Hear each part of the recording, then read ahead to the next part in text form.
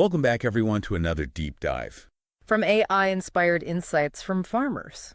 If you're enjoying what we're doing here, we'd love to hear from you too. Absolutely. Hit that like button, subscribe to the channel, and definitely leave a comment telling us what you want to see more of on this deep dive. We're always looking for new ideas, and we really value your feedback. So what farm-related mysteries are you dying to uncover? Right. What questions are keeping you up at night? Let us know, and maybe we'll tackle them in a future deep dive. Ever wondered how small to mid-sized farms, the backbone of so many communities, are handling things right now with rising costs, unpredictable weather, and these really volatile markets? Yeah, it's a massive challenge. It really is. It's making that traditional single crop approach, well, just increasingly unsustainable for a lot of folks. But there's this powerful strategy emerging, farm diversification, that's actually turning these challenges into real opportunities. Exactly.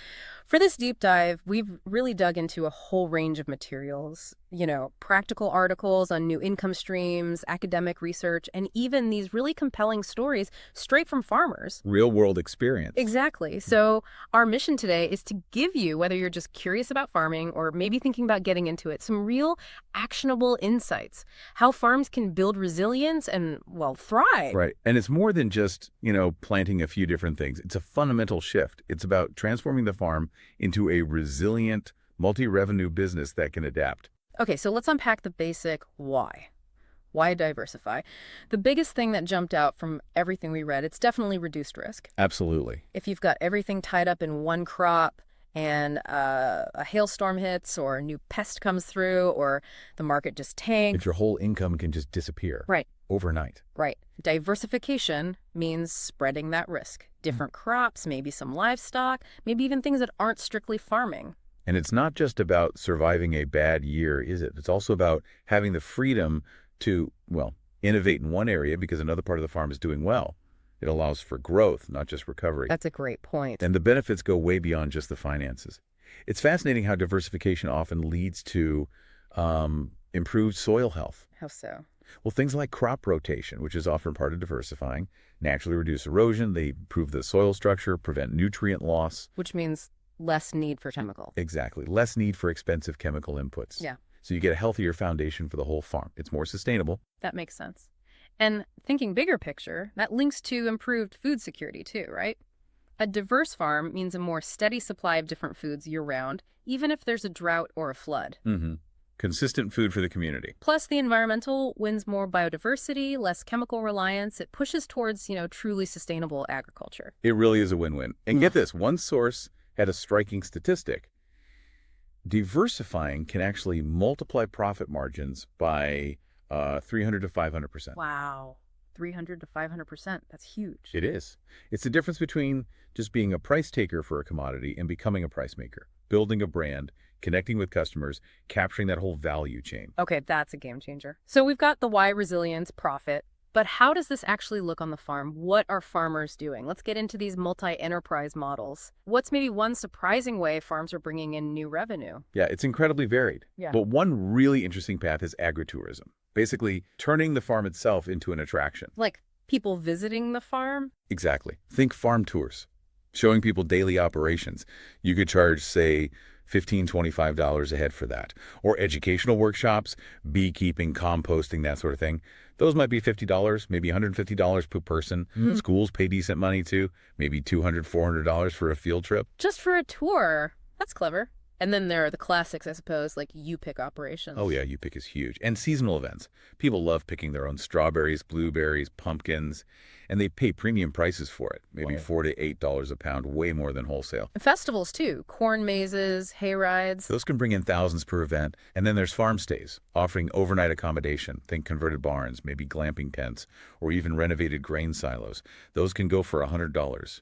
Even up to $300 a night. Wow. So beyond having people on the farm, what about things they can take away? Good question. That leads right into value-added products. This is huge.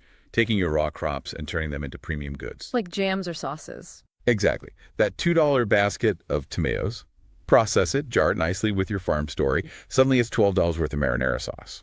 Or fresh-pressed apple cider. $8, $12 a bottle versus maybe $1 to $2 a pound for the raw apples. Big difference. Huge. Even simple things like dried herb blends, $6, $10 a jar. The key really is that custom packaging and branding. Telling your farm story justifies that premium price. Makes sense. You're selling the experience, too. Absolutely. And building on that, direct-to-consumer sales are crucial, cutting out the middleman. So farmers markets. Farmers markets are great for immediate cash flow, and yeah, you're typically getting 3 to 4 times wholesale prices. Then you have CSA's community-supported agriculture. Right, where people pay up front for a share of the harvest. Exactly. Gives you that crucial cash flow in the spring, predictable income. Plus online platforms, social media for marketing, even simple farm stands. An honor system stand in the right spot can bring in passive income. Okay, so lots of ways to sell what you grow. What about animals? Livestock diversification is another big one. Looking beyond just, say, beef, cattle, or standard chickens, think specialty poultry, like heritage breeds, Buff Orpingtons, Rhode Island Reds. They can fetch $25, $40 per bird. Much more than a standard boiler chicken. Way more. Rare duck breeds, too. You could even raise guinea fowl for pest control, or quail for the gourmet market. Interesting niches. Definitely. And there are emerging markets, too. Alternative proteins like rabbits, they convert feed to protein very efficiently. Restaurants might pay $12, $15 a pound. Or even insects like crickets or mealworms for pet food. Wow, okay. And don't forget livestock services, offering breeding programs or using goats for brush clearing that can bring in maybe $400 an acre. So it's leveraging the animals in different ways and leveraging your knowledge too, I guess. Precisely. That leads to educational services. You can monetize your farming expertise, run workshops on organic methods, soil health, maybe beekeeping, charge $150 a person for that. Consulting too? Yeah, consulting for new farmers, helping them with planning or troubleshooting, that could be $75, $200 an hour. And hosting school groups or even corporate team building days. Those can bring in anywhere from a few hundred to a few $1,000s per event. Lots of possibilities there. What about using the farm's resources in other ways, like the land itself or infrastructure? Right. For those with the resources, renewable energy production is an option for passive income. Solar panels on unused land or barn roofs, selling excess power back to the grid. That could be $200, $400 per acre annually. Wind turbines, too. Small wind turbines, yeah, might earn $3,000, $8,000 a year. And biogas production, converting farm waste, manure, crop residues into sellable biogas. That could generate $15,000, $25,000 a year for a medium setup. And that helps with the waste management, too, right? Exactly. That's a perfect example of synergy. Reduces waste costs and produces nutrient-rich slurry you can use on your fields. Nice. And finally, just using the land itself. Land diversification. Maximize that property. Rent out unused barn space or equipment, maybe $200, $800 a month. Hunting leases can bring in $5, $15 an acre with minimal effort, plus revenue from, say, ATV trails, fishing permits, bird watching tours. Event venues. Yeah, transforming a barn or a field into a spot for weddings or corporate retreats. That could be thousands per booking. Yeah. It really shows how almost every part of the farm can potentially generate income. Okay, so these new income streams are great for boosting the bottom line, but you mentioned synergy, and our sources talked about how these diverse activities can actually make the existing farm cheaper to run. That sounds, well, almost too good to be true. How does that work? Adding more stuff makes things cheaper. Yeah, it sounds counterintuitive, I know.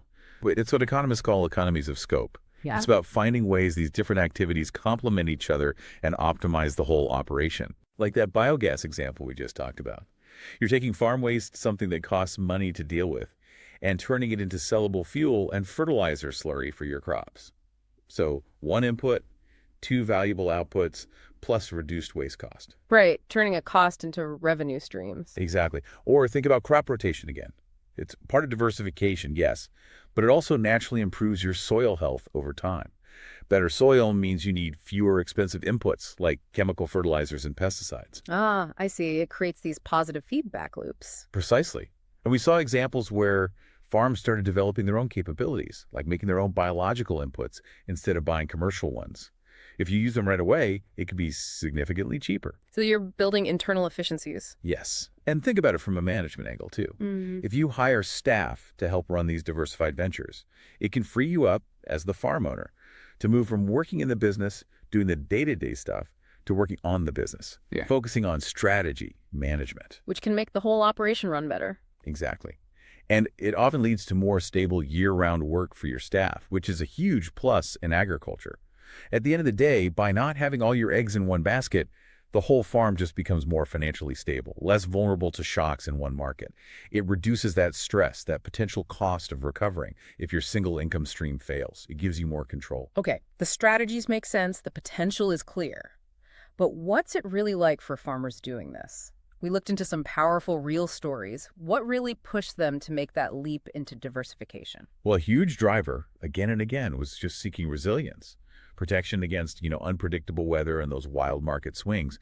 One farmer literally said they needed to future-proof their farm against everything: torrential rain, floods, sudden price drops for their main commodity. So a defensive move initially? Often, yeah. But it opens doors. Another big theme was wanting financial control. Like one farmer put it, there's no way to control your price in traditional commodity farming. So they diversified specifically to become a price maker, not just a price taker. Taking back control. Exactly. Another farmer said they cut out the middleman and made pretty good profits.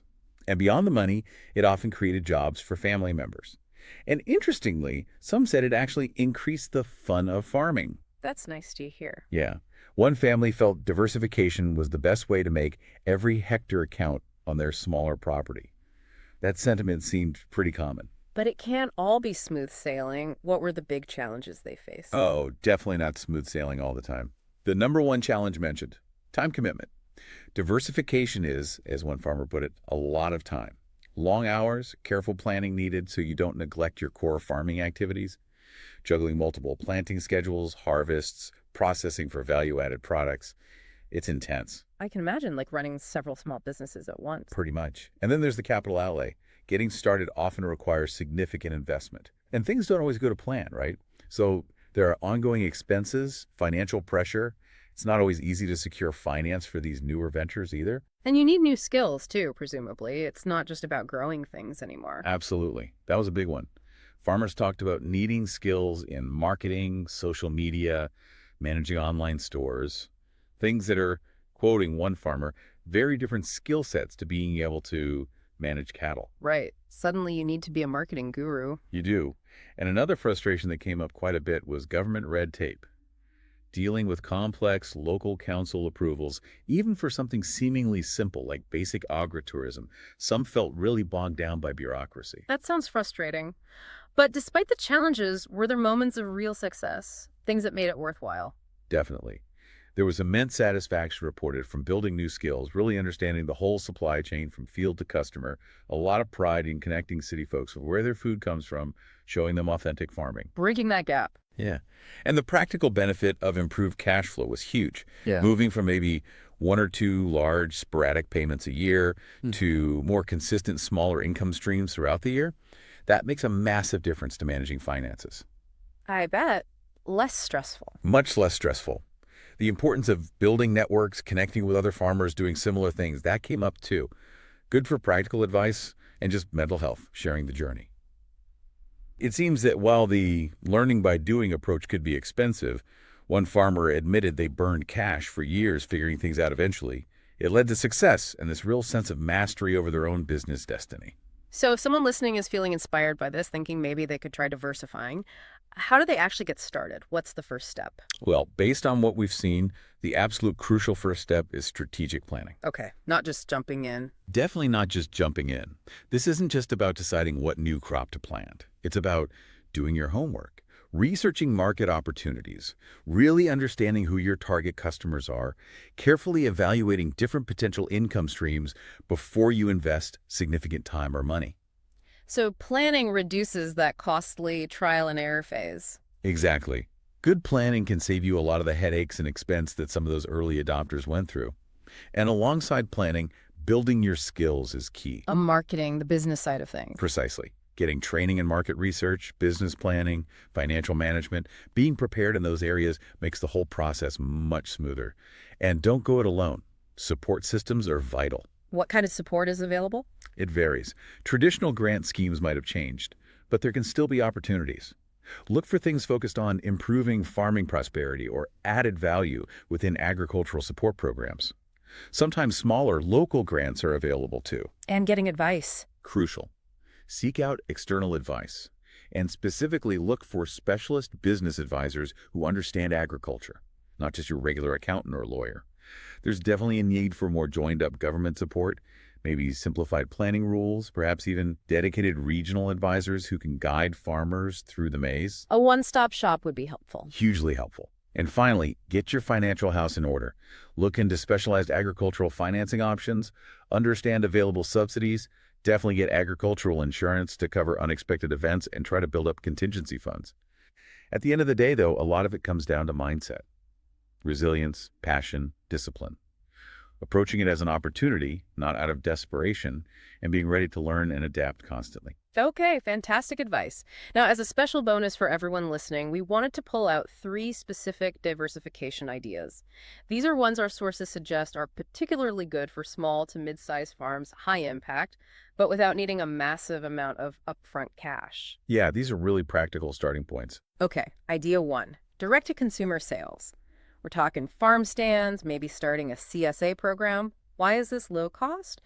Well, you can often start really small. A simple roadside stand using produce you already grow. In some areas, an honor system stand works great. Minimal setup needed. Right. And why high impact? You get cash flow immediately, and those profit margins are way higher, remember, 3 to 4 times what you'd get wholesale. Plus, CSAs give you that vital upfront cash for the season. Solid starting point. Idea 2, educational workshops or hands-on learning experiences.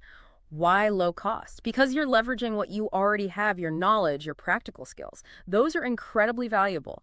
The setup can be minimal, just using existing spaces like a barn or a field. Your expertise is the main asset. That's exactly, and why high impact. These services command good prices, maybe $50 to $150 per person for just a half-day session. It also builds your reputation in the community and creates a steady income stream from something you know inside out. Okay, and the third one? The third one is yours. Yes. Idea 3, specialty poultry, focusing on heritage breeds. Why low cost? Generally, poultry needs less land and less capital than, say, cattle. You can start small, maybe with just a few birds, and scale up as you learn the ropes and find your market. Manageable starting scale. Right. And why high impact? Because these heritage chickens, like the Buff Orpingtons or Rhode Island Reds we mentioned, or rare duck breeds, they fetch premium prices. We're talking $25, $40 per bird, compared to maybe $5, $8 for standard commercial chicken. You're tapping into niche markets where people actively seek out unique, high-quality products. And you could add extras too, right? Like selling guinea fowl for pest control? Exactly. Adds another layer of value from your poultry operation. So 3 really accessible ways to start thinking about diversification. So wrapping up today, we've really explored how diversifying your farm isn't just about adding another enterprise. It's about building genuine resilience, unlocking multiple ways to earn income, and actually deepening your connection with your community. Yeah, the big takeaway for me is that small farms aren't just, hanging on. They're actively innovating, adapting, finding ways to thrive by thinking beyond the old models, using what they already have, and really embracing these new opportunities. So what does this all mean for you listening right now?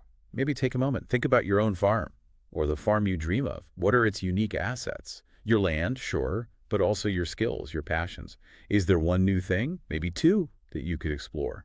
Something that really aligns with what you have and what interests you.